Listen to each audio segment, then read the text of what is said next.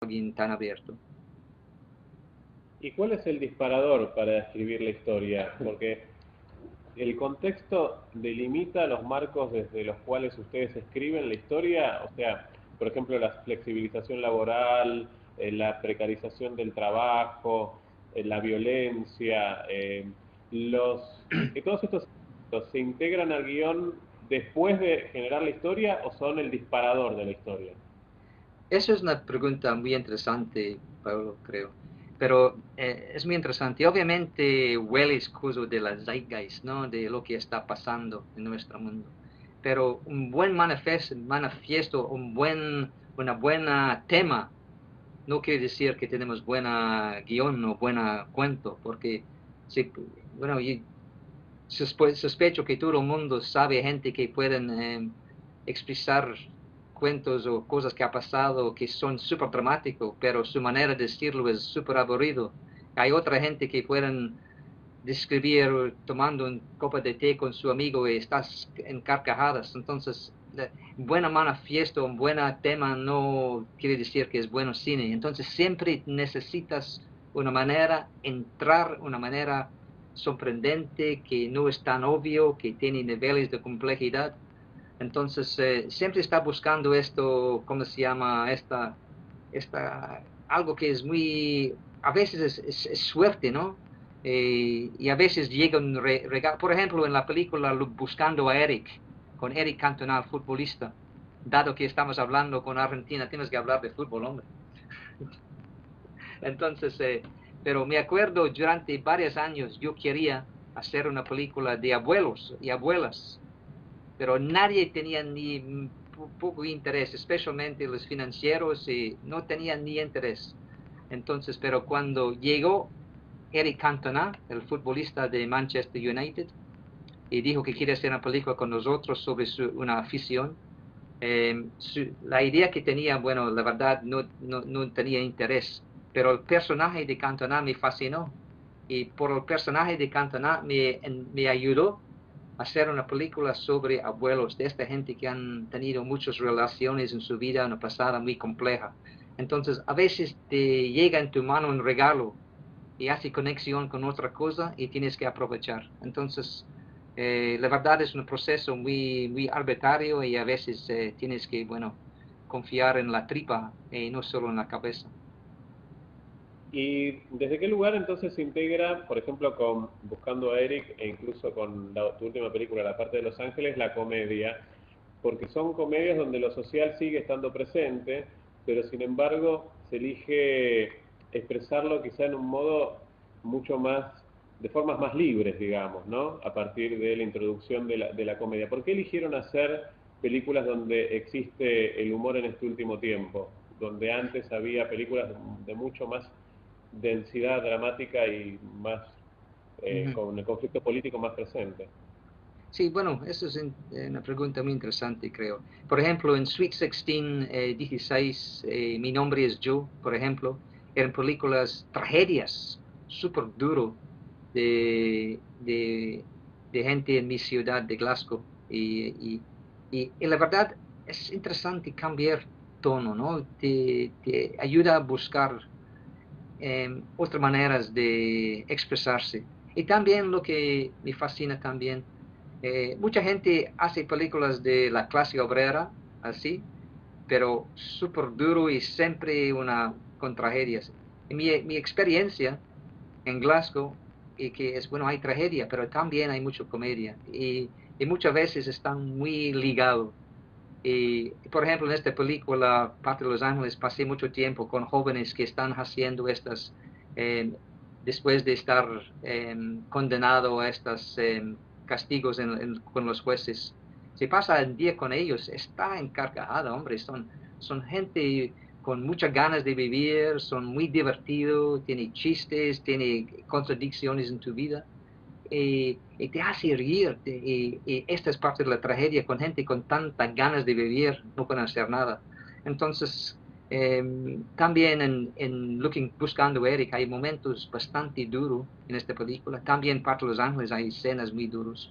Pero también es parte de nuestra cultura, pues de nuestro ser. es reírse, es tomar el pelo, es vivir contradicciones que te hace reír. Por ejemplo, Doctor Strangelove para mí es una película, comedia, pero súper político, muy profundo. Esta lógica, estúpido, arrogante, autoritario, peligroso. Entonces, a veces la realidad es totalmente surreal. Entonces, tal vez por humor puede avanzar y presentar tus personajes en otra luz. Y ¿Y también no cuánto, queremos repetir la mismo tono. bien, y cuánto de autobiográfico hay al momento de escribir un guión? Porque bueno, recuerdo que en la canción de Carla había un conductor de autobús que era escocés y también en Solo un beso había una temática muy marcada con relación a la India, que vos naciste en Calcuta. ¿Hay elementos autobiográficos al momento de escribir una historia que se hacen presentes? Pero ¿cómo puedes evitar Eric Cantona entonces de fútbol? Entonces, no ha mencionado mi ilusión de ser una futbolista fantástico y famoso. Bueno, te perdono. Te perdono. Bueno, supongo en una película, la verdad, si solo depende en tu propia experiencia, la verdad no vas a escribir muchos guiones, ¿no? Y va a aburrir a la gente. Entonces, pero obviamente tu punto de vista, tu género, tus capacidades influyen mucho. Y en algunas películas era mi experiencia, por ejemplo, en Bread and Roses, Pan y Rosas en Los Ángeles. Yo estaba involucrado con estos grupos de sindicatos, eh, Justice for Janitors, en Los Ángeles. Entonces, estas cosas que yo he visto y tenía experiencia con esta gente. Entonces, esta era mucho más involucrado, conectado con mi propia experiencia. Pero el viento de Hakita la Sabada en Irlanda, por ejemplo, en 1920, tiene que buscar una conexión personal, creo. Mis abuelos eran irlandeses, mi abuelo era involucrado en la IRA, de Irish Republican Army. Entonces, creo que estas conexiones personales se sienten en la tripa, ¿no? Un poquito y tal vez estás muy conectado por eso. Pero había otras películas, Route Irish, Parte de Los Ángeles, It's a Free World, que no tenían nada de conexión conmigo. Pero obviamente como escritor usas tus propias experiencias, tu imaginación, lo que dice la gente, cuentos y tu imaginación más de todo para buscar un guión orgánico que funciona en diferentes niveles. Este siempre es el gran desafío. Te voy a hacer dos últimas preguntas y también vamos a pedirle aquí al distribuidor que pregunte y después pasamos a las preguntas del público, si se animan a hacerlas, porque siempre el público se acobarda al momento de tener que preguntar, pero vamos a invitarlos para que pregunten. Sí, La primera que quería hacerte era con relación al segmento de la película del 11 de septiembre, que queríamos destacarlo porque, bueno, hay una proximidad eh, regional e histórica muy marcada para nosotros y muy importante. ¿Y cómo fue que se concretó el capítulo del 11 de septiembre con relación al golpe de Estado que derrocó a Salvador Allende? bueno, gracias por hacer eso. Antes te dije que a veces hay regalos, ¿no? Por suerte. Entonces, lo que pasó, yo y Ken estamos involucrados en otro proyecto y un productor nos sugirieron hacer una película sobre 11 de septiembre. Y la verdad, no tenemos, y tuvimos muchos compromisos en muy poco tiempo. Y yo me acuerdo haciendo un paseo en el parque en Londres con Ken, con un pánico, pero es una lástima perder esta oportunidad, porque podría imaginar que la mayoría de las películas iba a ser por los ojos de gente de Estados Unidos o gringos, y entonces pensamos que era una oportunidad preciosa.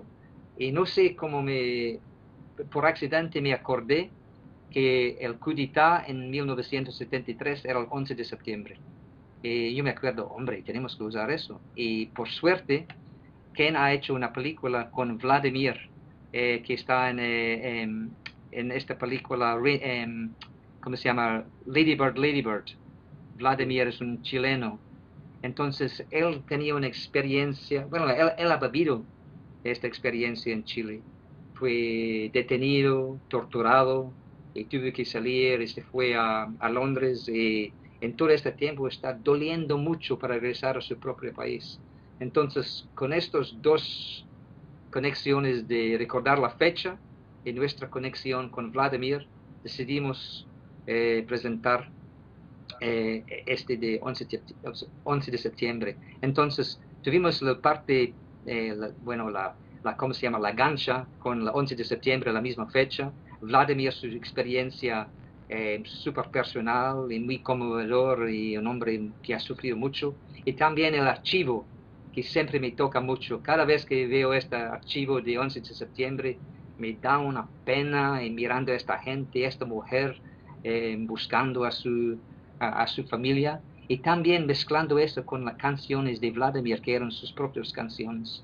Entonces, era un poquito de suerte que todo, como se llama, fue un conjunto. Y por eso la verdad es que probablemente esta película de 11 minutos es el más favorito que yo tengo, aunque tengo muy poco de hacer con este correo. La verdad era la vida de Vladimir, sus canciones y el archivo de Chile en 73. Y mi última pregunta es, si pensás que existen en Inglaterra continuadores de la estética cinematográfica que planteó Ken desde sus comienzos, porque él le brindó, entiendo, al cine algo fundamental, que fue apropiarse en un primer momento de las mismas herramientas del discurso audiovisual más comercial, del cine comercial, a partir de su trabajo en televisión, para mostrar lo contrario a lo que mostraba el cine comercial. ¿Pensás que en el devenir de los nuevos directores en el Reino Unido hay continuadores de Ken Loach? Porque él es un director un poco bisagra después de los años 50, un poco Stephen Frears hizo algunas cosas luego, pero ¿hay algún director que considerás se asome al universo que han planteado ustedes tan rico de crítica constante, incisiva y pujante a los desprotegidos, a la realidad social y la mirada a los desprotegidos de la tierra? Pablo, es una pregunta súper importante, y lo que me fascina ahora es quién le da la oportunidad a hacer cine. Yo tengo amigos que son escritores y amigos y directores jóvenes, más joven que yo, y tienen muchas ideas, tienen un fuego en su tripa, quieren hacer sus propias películas, y yo no dudo que tiene talento, pero el gran problema, y ese es un problema es muy gordo, y tenemos que enfrentar eso, es quién decide quién tiene la posibilidad de hacer cine.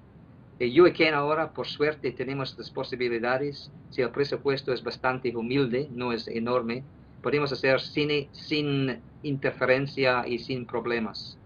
Cuando es más caro, la gente con dinero dice, bueno, necesita una estrella mejor conocido que la gente, por ejemplo, que Paul Brannigan en Parque Los Ángeles era su primera vez.